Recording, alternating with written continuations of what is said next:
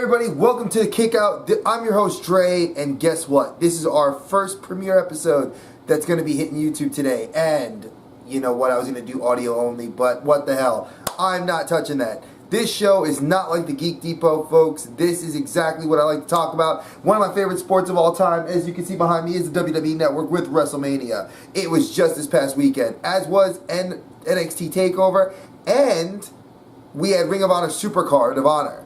Now, I don't want to spend my whole show talking about WWE, even though there will be a lot of criticism on WWE this episode. But we're going to talk about Ring of Honor. First off, the Young Bucks are the new tag team champions in Ring of Honor, dropping the belts to Matt and Jeff Hardy, or I should say, Broken Matt and Brother Nero. Now, we all know that after they left Impact Wrestling, Matt is now legally battling over if he can be Broken Matt and keep his gimmick that he's had for the last 2 years. Now, granted, Impact is suing him for the rights to get royalties from it, but now that they're in WWE, they've reverted back to the retro Hardy Boys look, as per their t-shirt, and, well, I don't know if it's a bad thing. I mean, we all love the Broken Matt gimmick. He's still keeping it. People are saying obsolete and delete. The crowd is going wild for it. Either which way, we have the Hardys back in WWE. But I don't want to sit again. We will get back to WWE. Now, with Adam Cole's contract coming up, with Jay Lethal's contract coming up, a lot of things are up in contention right now. We know Bully Ray has left and gone to Ring of Honor. We know the Briscoes are still on contract there. We know the Young Bucks just re-signed their contracts with both New Japan and Ring of Honor. We know the Bullet Club is sort of in a state of flux because Adam Cole is no longer the Ring of Honor champion. Christopher Daniels is. We have several great champions, and now with the introduction of CMLL and AAA into the Ring of Honor and New Japan family of wrestling, we're going to be seeing a lot more luchadors cross over, which is something new to the promotion. And I shouldn't say really new. It's new to the promotion in the recent years, but it's something that I'm looking forward to, especially with Lucha Underground kind of going, I don't want to say extinct, but definitely going into hibernation till October of this year when Lucha's supposed to kick it back up a notch. But hey, I mean, I'm looking forward to hopefully seeing Pentagon Black come back. And if not, I hope he gets signed to Ring of Honor or New Japan. I mean, even my dream would be to get him signed with NXT because I think it'd be awesome to have his gimmick show up. I mean, I can go on and on. But I didn't get to see Supercard of Honor yet. I'm in the process of going to be watching it this week, and I'll have on the next episode, I'll do a review of it. But I do know that was the biggest match that came out of it, was the ladder match with the Hardys and the Young Bucks, with the Hardys dropping the belts to the now Ring of Honor tag team champions, the Young Bucks. So, let's leave that and talk about NXT TakeOver. Probably a very slept-on pay-per-view. A lot of people look at NXT and they know it's WWE's attempt at doing the indie scene. And it does a really good job. I loved how NXT was done. I loved a lot of the matches on the show. One of the best matches, I think, was the DIY, Revival, and the Authors of Pain. That match was fantastic. You got to see the two rival tag teams versus the Monsters. And they really did a great job of the Revival and DIY teaming up together and having those moments of where to overcome the adversity of the Authors of Pain. Let's be realistic. The Authors of Pain are not losing those belts anytime soon. There's no big men tag team in NXT that you can have beat these guys. Now, you bring them to the main roster, you have Gallows and Anderson, Enzo and Kaz, you have the New Day, you got the Hardys back, you have the Revival up on the main roster. You have American Alpha. You have I don't even want to say the Vaudevillains, but you have other kind of mediocre tag teams that you could job to the Authors of Pain. And then you have tag teams that could really have some great heat with. So I'm excited to see the Revival on Raw because they were on Raw last night. And that was a great match of that pay-per-view. Shinsuke Bobby Roode was, I don't know. I don't feel it was a great match. I think it was a clean finish to the pay-per-view, but it left a lot to be desired because I like Shinsuke Nakamura. I know he's getting the push to the main roster. I know that he's going to be moving, hopefully, to SmackDown. I'll be watching SmackDown tonight to actually see if he makes that transition. The match was very sleeper for me. I wanted more out of Bobby Roode and Shinsuke. There were some great spots, but as a whole, wasn't that impressed. Hoping that when Shinsuke makes the move to the main roster to SmackDown, I'm hoping, fingers crossed, that he will, rise to the occasion. The other match that was really good, but I don't know how I feel about it, was Asuka versus Ember Moon. Asuka's a fantastic female wrestler. I think she is desperately needed in the SmackDown women's division to help bolster their storylines and shake things up a little bit. I know that a lot of people don't want her to leave NXT just yet because there aren't that many strong females that can carry the division. I think Ember Moon, Billy, and Peyton, they can carry the division for right now. I think Asuka needs to make that jump to the main roster, not to Raw. Raw's got enough strong personalities on there. You got the three of the four horsewomen there, and I mean Becky is running the division with Alexa Bliss, Mickie James. I mean, it's solid. They have a solid female division or women's division on SmackDown. So Asuka, I think, will be a great addition to that. And with the what they're calling the shakeup next week, the Superstar shakeup, who knows? We may be seeing those call-ups next week on Raw versus this week, since they're doing the draft earlier. Now, I'm going to bypass some of the other matches on TakeOver. I won't bypass this one. Aleister Black and Andrade Cien Almas. Sleeper match. Excellent introduction of Aleister Black. I loved his entrance into the ring where he rose up like a vampire. The guy's tattoos are cool. His gimmick is cool. The crowd reaction was very mixed. I heard people were cheering him at one point and they started booing him. I mean, the guy's athletically gifted, puts on a great match, has a great gimmick. It looks like this guy can be billed. I would love to see him eventually make it to the main roster, probably debut. I would like to see him maybe on Raw. I think a gimmick like that could definitely be strong, or even bring him to SmackDown and put him up against somebody with a great program with Bray Wyatt. But the crowd was booing him, and I didn't get that. So, WWE, I understand you try to shove people down our throats to have us like them or hate them, but can you stop shoving certain guys? It's annoying to a point.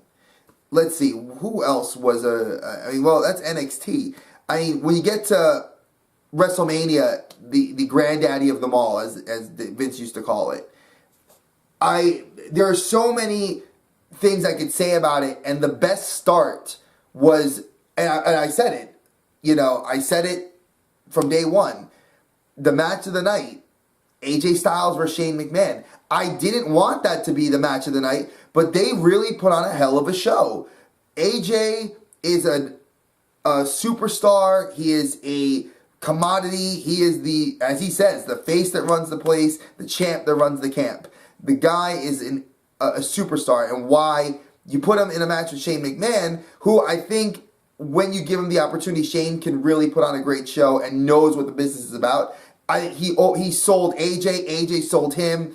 Fantastic match. It was hard to follow. And I think the best follow-up to that was the Hardys coming back in a ladder match, winning the Raw Tag titles, with Jeff Hardy pulling some fantastic moves.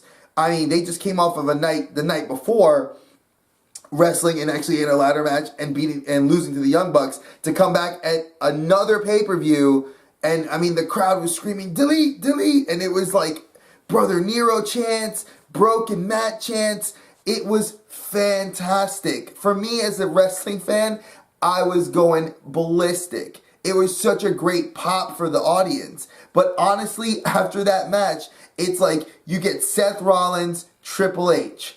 They come out, and what I was expecting in this grudge match, I'm going to be angry, I'm going to be hurtful, and the game. Let's start with his entrance. His entrance to WrestleMania has always been something awesome because he comes out with the Conan Warrior Skulls motif.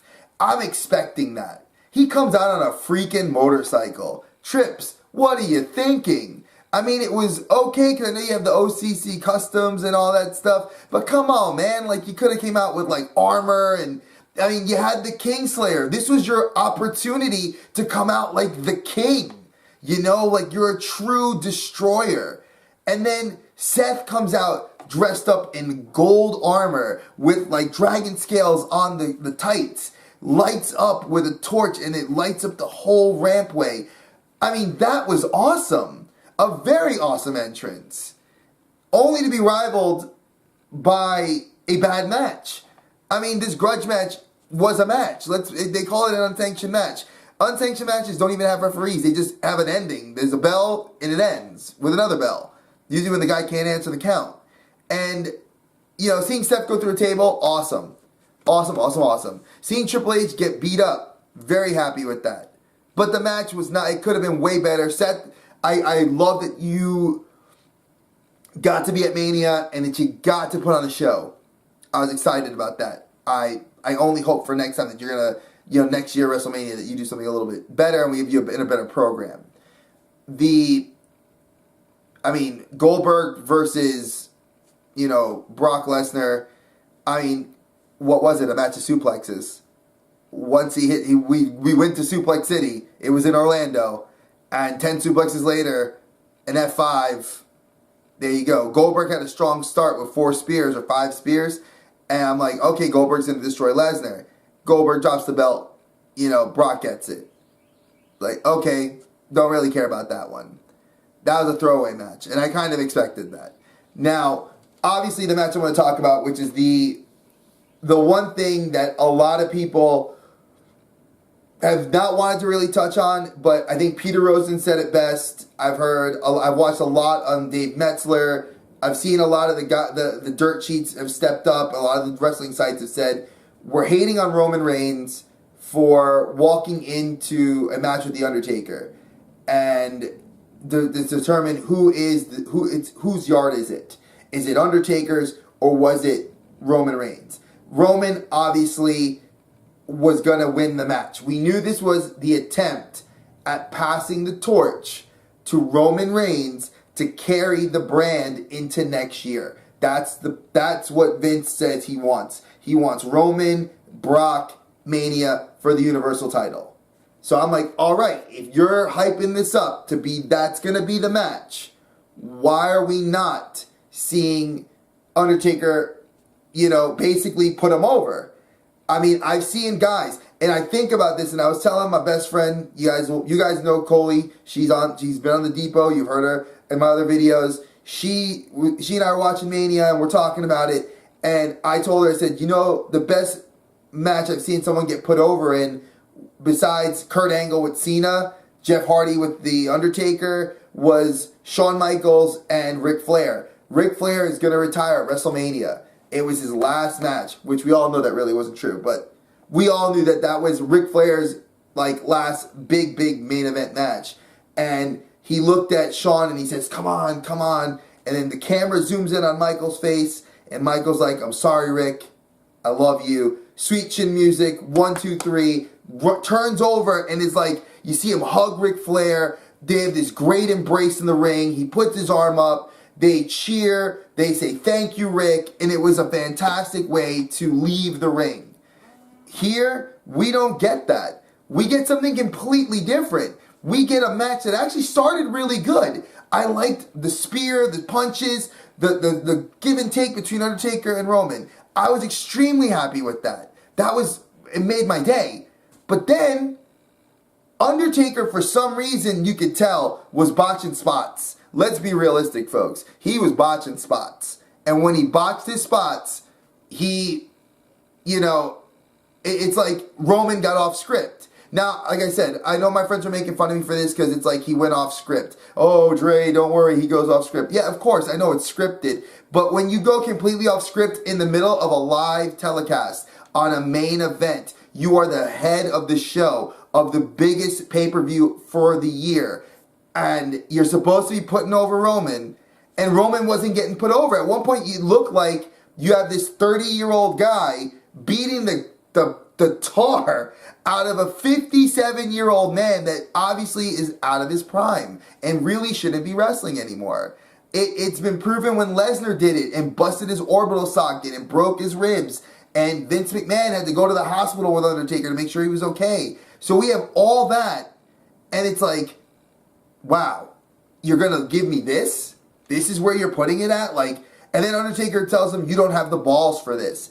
And then you can tell Roman's going back and forth in the ropes, hits him with the spear, 1, 2, 3, and Roman just kind of exits the ring after he wins. You see him walk up the rampway, he puts his arms up, but it's like a fade to black. This is like a footnote in The Undertaker. I don't even want to say a footnote. This is like an endnote in the book of the life of Undertaker. How an insult to the career that you're supposed to be putting over the next guy to take Cena's spot. And, you know, now granted, I am a part-time, I'm a fair weather fan for Roman Reigns. I like Roman. I've always liked Roman when he was in the Shield. But Rosen said it. When we loved Roman in the Shield because he was the quiet guy, we're like, that's the guy. WWE says, all right, we're going to give him to you. And then boom, we get him, and now the fans are like, no, we don't want him. It's like, we got to stop being marks. We all know that there's smart marks and there's marks. I'm a mark. I know at times I will go for the guy. Like, I like Seth Rollins. Kind of always liked Seth. I always felt he was the crazy one in the Shield, more crazy than Dean Ambrose. And he was athletically more gifted than Roman and Dean. And, you know, when I look back and say, man, Roman was that guy. He was the quiet one, the Batista of that group. That you just came in and he would do what he had to do. And now, you know, like going into Raw last night, that whole diatribe, like of the booze of 8 to 10 minutes of booze, insulting. It's a family-friendly show. I have a 9-year-old nephew that I live with, and it was wrong that they're cursing up a storm at the event. I get it. We're wrestling fans. We're rowdy. It's the biggest Raw after WrestleMania. But to have that crap happen, it really was aggravating. It was not a good feeling. It was not a nice thing. And at one point, it got like, they were like, go away. I mean, this guy's a professional. He knows what he has to do. But at some point, people, we're fans, but cut your crap out. Seriously. This is the kick out. I'm kicking out of this. I'm trying to tell you, no. You don't, there's a reason. We're fans. You don't have to be such jerks to the guy that does a job that has a family of his own that he's trying to take care of. And, you know, oh, we don't want you here. Guess what? WWE already said it. Vince came out and said it last night. There's a lot of people that you don't love him or hate him. Roman's here to stay, folks. Unless there's something majorly different, there's no one going to be the new franchise unless they decide to keep AJ and have him do it. So, cut your crap out. Just leave it alone. Now, Raw last night was interesting because you had the return of Finn Balor. You had the Revival make their Raw debut, which was fantastic, against the New Day. New Day put them over really well. I mean, fantastic. You know, and Finn coming back in the main event, which was, I think, awesome. I mean, you had him go against two of his rivals from NXT and Samoa Joe, and you had him work with Seth Rollins, the guy who put him out. You saw the heat towards the end. I think there's such great anticipation. Ooh, anticipation. I was going to come up with a new word. And I liked it a lot. Do I want to see more? Yes. Now, I'll watch SmackDown tonight, and I didn't say this being the debut episode, folks. Next week, I will have some footage, and I'll be posting pictures to a fan page I'll be creating. I'm going to have a Twitter account for this.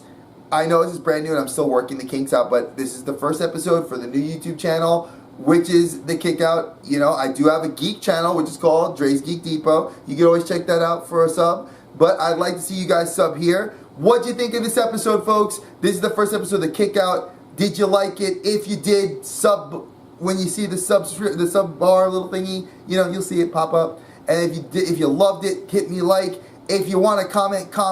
Tell me what you think. Did you love the Hardys coming back?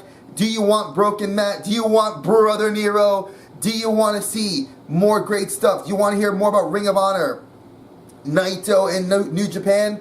Hey, do you want to hear more about Lucha? I'm going to talk about all that stuff. So, until next time, this is Dre, going to be kicking out of this match. Take it easy.